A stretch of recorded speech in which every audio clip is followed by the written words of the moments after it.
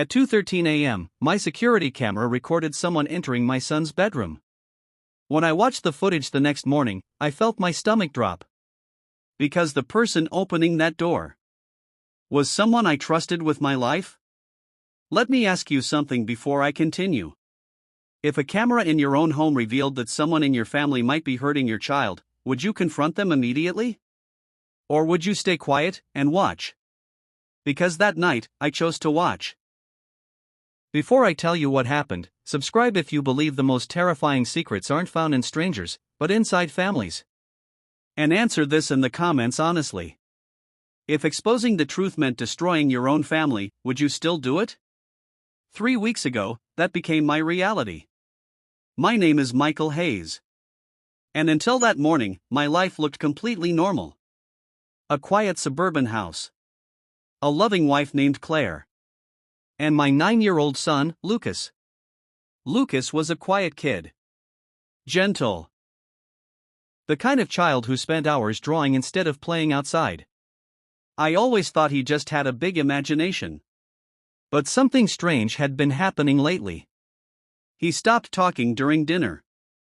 Stopped laughing. Sometimes I would catch him staring at the hallway at night, like he was listening for something. I assumed it was just a phase. Kids go through things. But everything changed the night his teacher sent me a message. It arrived at 11:41 p.m. Lucas asked me today if police can arrest family members. My fingers went cold holding the phone. Lucas had never asked a question like that before. Not once.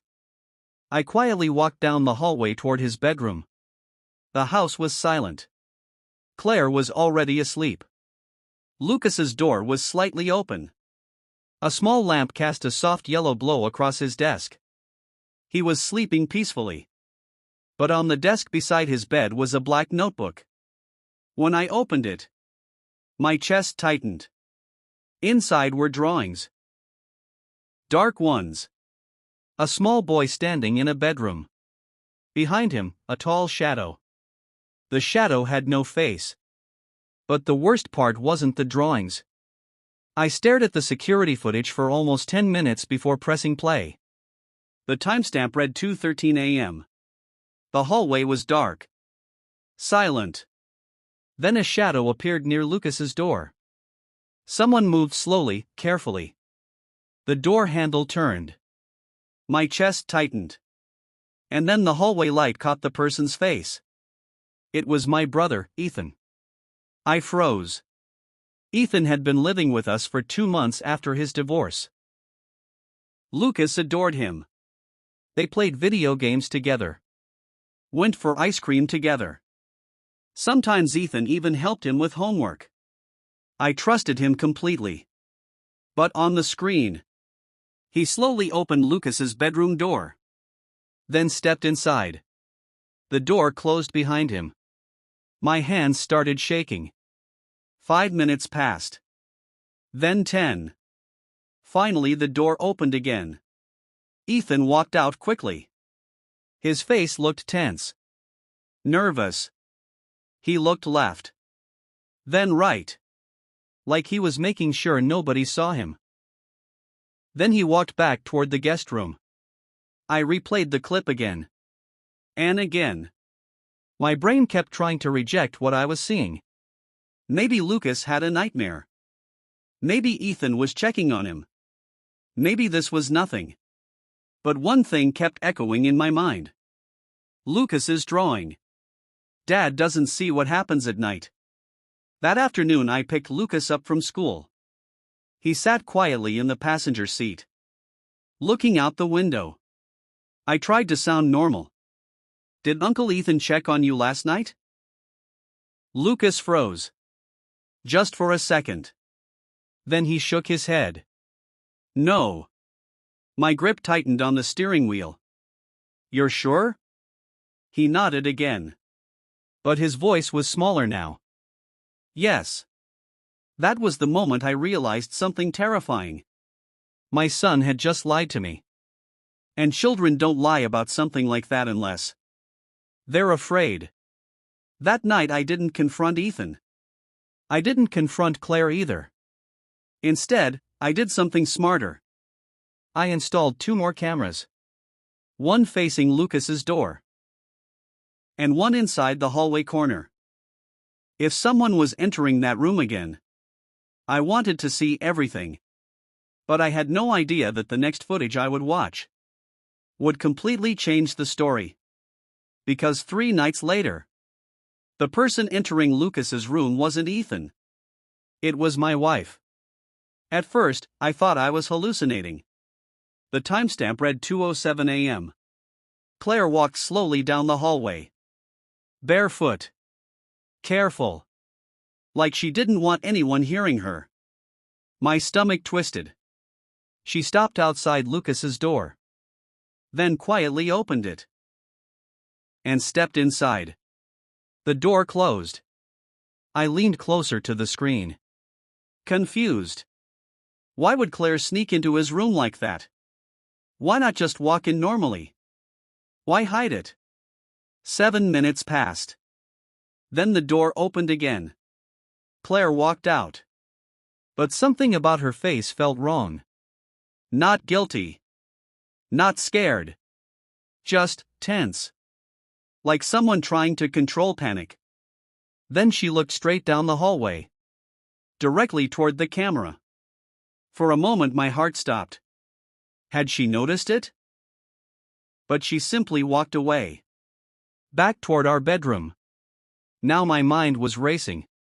Was Claire protecting Lucas? Or hiding something?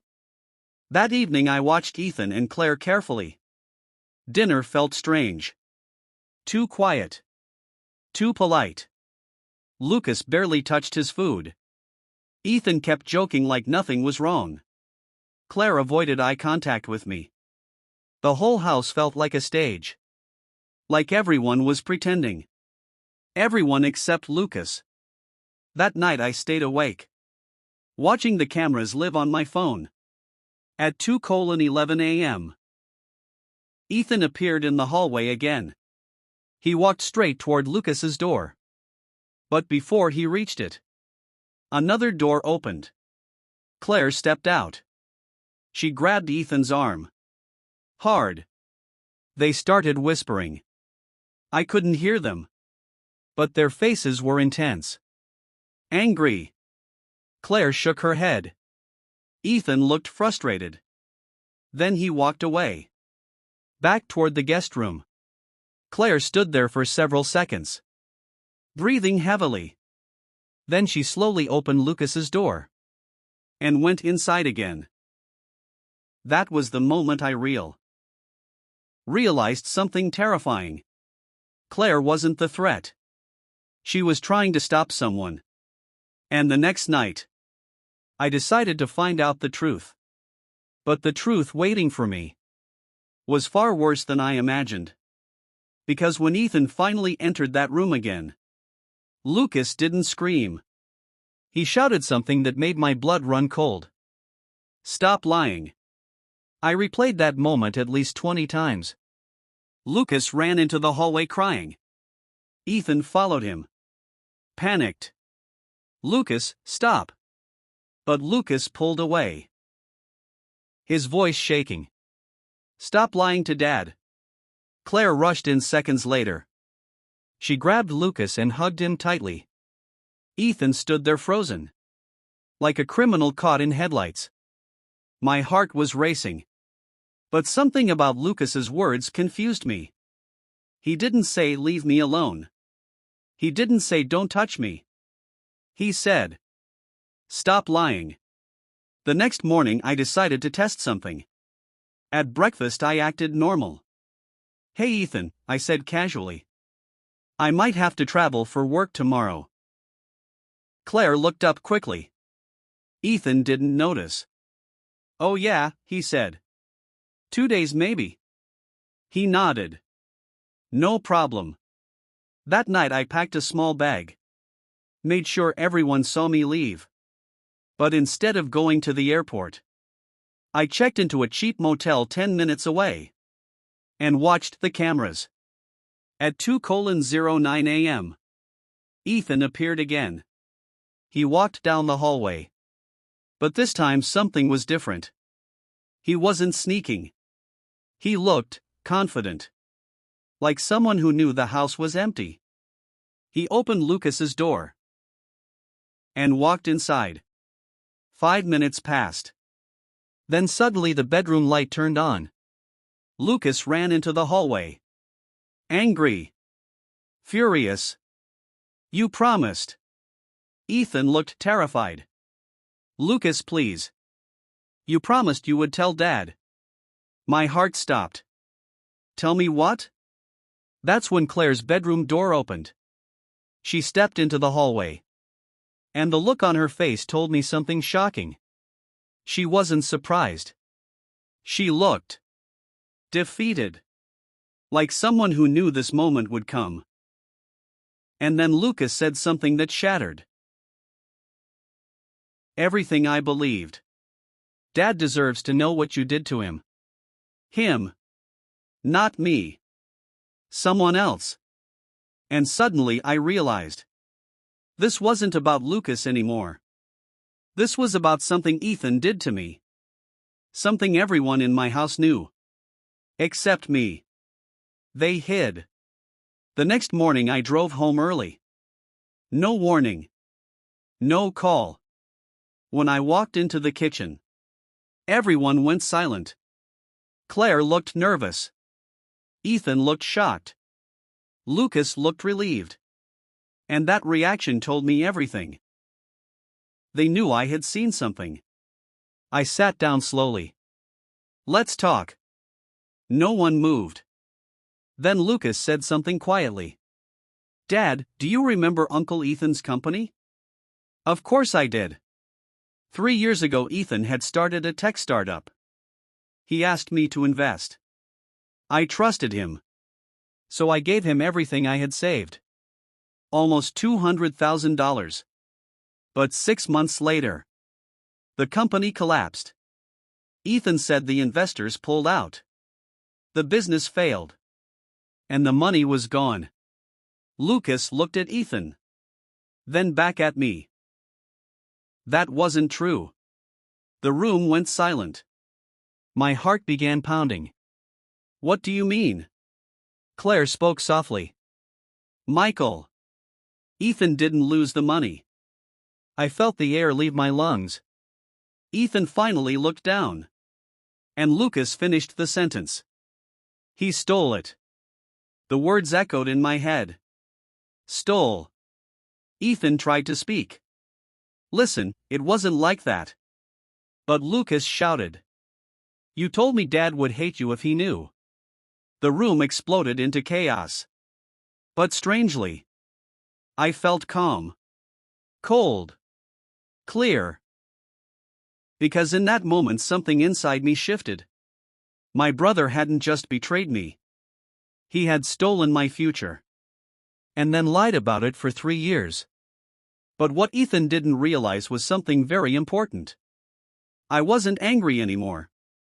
Anger makes people reckless. What I felt instead was patience. Because revenge works best when the other person thinks they're safe. And Ethan had no idea. I had already started planning his downfall. I didn't confront Ethan. Not yet. Instead, I did something unexpected. I forgave him. At least, that's what he believed. I just wish you told me, I said quietly. Ethan looked shocked. You're not mad? I forced a small smile. It's in the past. The relief on his face was almost funny. But inside my mind, a different plan was forming. Because while Ethan had stolen my money, he had forgotten something important. The business had been registered in my name. Which meant legally. Everything connected to that company still traced back to me. For the next 2 weeks I played the role of the forgiving brother. Dinner together. Laughing. Acting normal. But every night, I was gathering evidence. Emails. Bank transfers. Fake contracts Ethan had signed. And slowly, The full truth appeared. Ethan hadn't lost my money. He had moved it into a hidden account under a different company name. A company he was secretly building now, using my investment. That was when the final piece of my plan formed. I contacted an old lawyer friend and quietly transferred ownership rights. Then I waited. 3 days later, Ethan rushed into the house. Excited. "Big news," he said. "My new company just got investors." I smiled calmly. "Really?" He nodded proudly. "Yeah. We closed the deal tomorrow." That's when I handed him a single envelope. "What's this?" he asked. "Just paperwork." He opened it, and the color drained from his face. Because inside that envelope was a legal notice. The company he thought he owned was legally mine. Every dollar, every contract, every investor. All of it. And Ethan finally realized something terrifying. The quiet brother he thought he betrayed had been planning this moment for weeks. But my revenge wasn't finished yet. Because the final truth I discovered was even darker. And it involved someone I never expected. My wife. The night Ethan received the legal notice, he packed his bags. He didn't argue. Didn't shout. Just looked at me with pure hatred. "You planned this." I met his eyes calmly. "You planned it first." He left before sunrise. But the house didn't feel peaceful. It felt heavy. Because something still didn't make sense. Claire had known about Ethan's secret. Lucas had known too. Yet no one told me. That question stayed in my mind for days. Until one night Claire finally spoke. "Michael, there's something else you need to know." Her voice sounded fragile. "Afraid." I sat down slowly. "What is it?" She hesitated. Then said something I wasn't prepared for. "The money Ethan stole wasn't the real reason I was watching Lucas's room." My stomach tightened.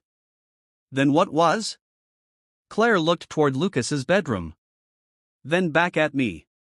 "Because Ethan wasn't just lying to you." My pulse quickened. He was lying to everyone. She took a deep breath. 3 years ago. When the company collapsed. Yes? Someone threatened him. The words hung in the air. Threatened how? Claire's voice dropped to a whisper. "They said if he didn't give them access to your investment money, they would hurt someone in this house." My heart started pounding. "Who?" Claire swallowed. "Lucas." The room felt suddenly cold. "And Ethan believed them?" She nodded slowly. "At first he thought it was a scam. But then..." Her eyes filled with tears.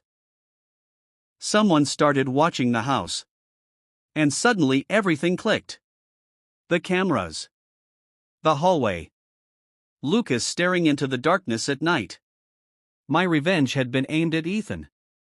But what if Ethan had actually been protecting us? And the real enemy was someone still watching our house? Once Claire told me the truth, I couldn't sleep.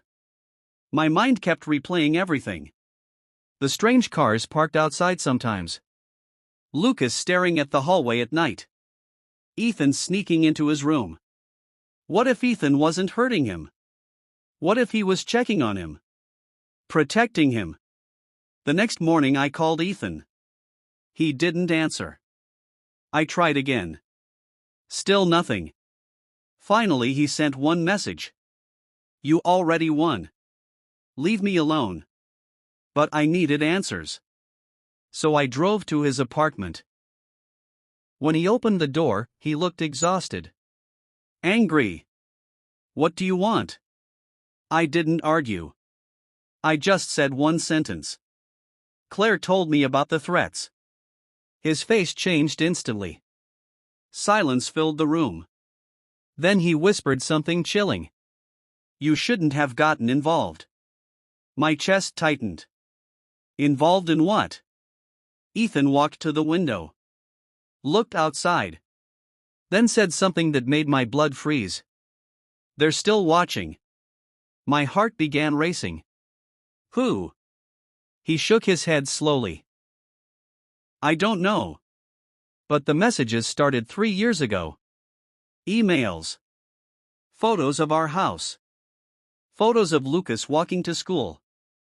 The demand was simple. Transfer money quietly. Or something bad would happen." "I thought I could handle it," Ethan said. "So I took your investment and paid them." My mind spun. And the new company? Just a way to recover the money. The room went silent. Then Ethan looked at me seriously. "But if they realize the payments stopped?" He didn't finish the sentence.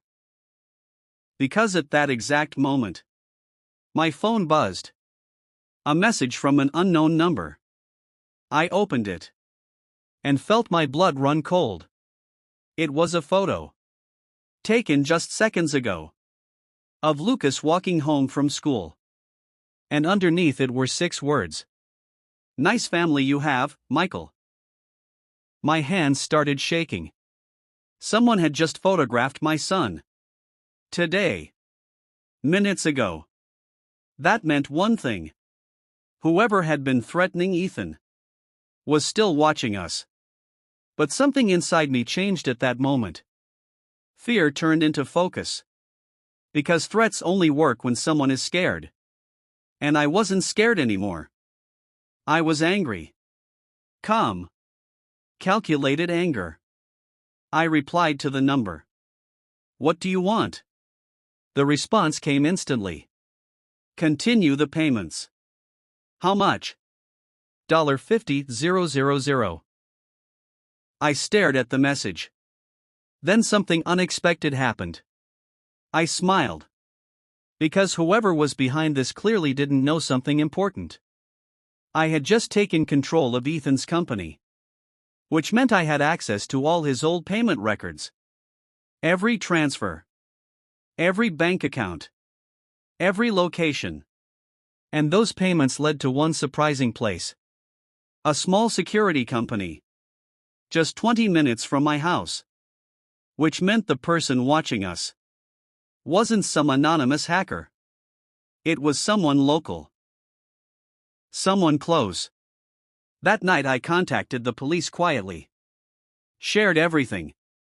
The threats. The photos. The payments. They agreed to help set a trap. The next day I replied to the number again. "I have the money." They sent instructions immediately. A parking garage. Midnight. Bring the cash alone. Perfect. Because this time, I wouldn't be alone. Police surrounded the building. Hidden. Waiting. At 12:03 a.m. A black car pulled into the garage. A man stepped out. Wearing a hoodie.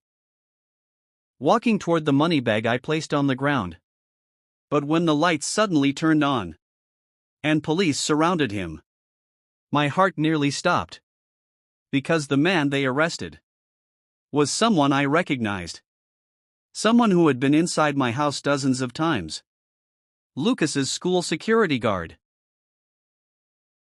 When the police arrested the security guard, everything finally started making sense.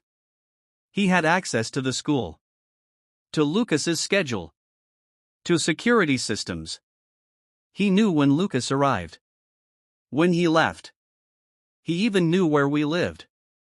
During interrogation, the truth slowly came out. 3 years ago he had discovered Ethan's startup online. Saw the investment records. Saw my name. And realized something. We looked like an easy target. So he started sending threats. Photos. Emails. Messages. Just enough fear to force Ethan into paying quietly. And Ethan did. For 3 years. Trying to protect Lucas. Trying to fix his mistake. Trying to repay the money he stole. But eventually the payments stopped. Because I took control of the company. That's when the guard panicked. And started watching us again. But this time, he made one fatal mistake. He underestimated how far a father would go to protect his son. A month later the case was closed. The guard was sentenced to prison. Ethan and I sat together one night in silence. Finally he said something quietly. I really was going to repay everything. I believed him. Because sometimes people make terrible mistakes. But they're not monsters. The real monsters hide quietly. Waiting. Watching. Lucas is safe now.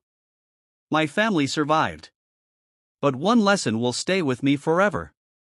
Because the truth is, revenge isn't loud. It isn't violent. The most powerful revenge is simply revealing the truth and letting the silence destroy the person who created the lie.